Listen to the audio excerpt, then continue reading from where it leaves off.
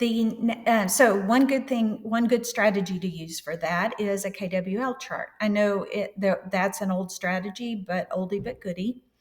Then the next one is draw forth cognitive and emotional information from several sources. And so on that one, you just want to make sure that you're enhancing your reflection by letting students not only reflect on their learning, but self-reflect on their day. So several different sources, and then act upon and process information. Let them do something with the information that they gain. And then that's going to follow in with the next one. Let them apply what they're learning to a novel situation or context. And that's why this reflection can work for absolutely any subject that you teach. So one of the tools that I have in my Techigy slide, they're all links, is going to be to a science reflection document that you can use in science, but you could use that same type of document in any subject. Collaborative reflection can bring different perspectives when we have dialogues with others, when we see things differently, we ask different questions or challenge our assumptions. So that is just, I love this quote. It's from some research that I've been reading and studying over. And I love this quote because it reiterates the fact that collaboration is so very important to student learning.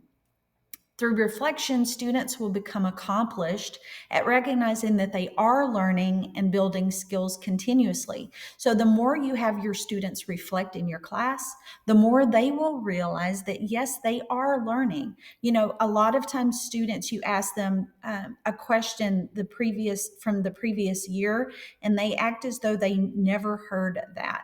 The more we have them reflect, the more they're going to realize that, yes, they are learning, and yes, they do have that skill.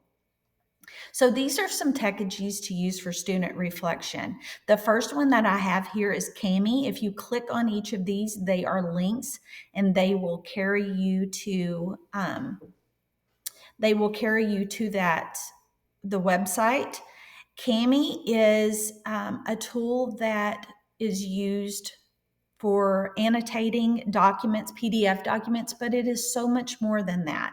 And this short video, is of one of the Kami heroes that's telling you about how to use it for student reflection. Really good.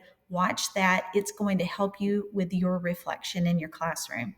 Pear Deck is what I am using to the reflect and review, or the review and reflect form.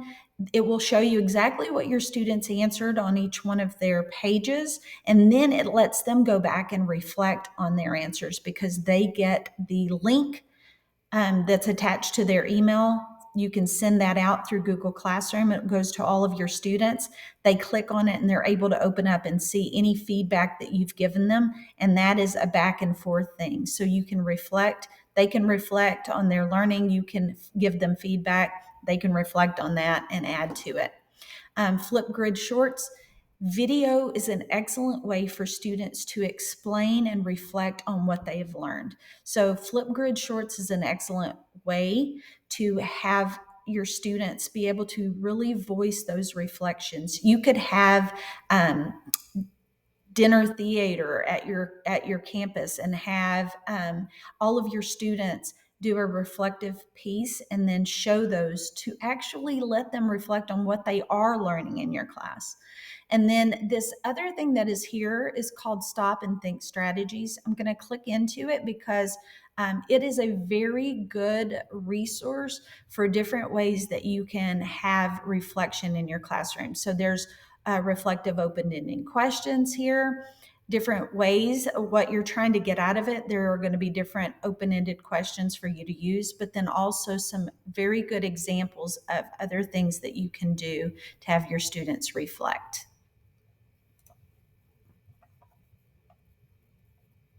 So I'd like to get your opinion on this slide. So if you would, give me that opinion. And then the last slide is just your turn to reflect. Click on that link and it will take you to a Flipgrid where I want you to record a response. Make sure to read the instructions. And then please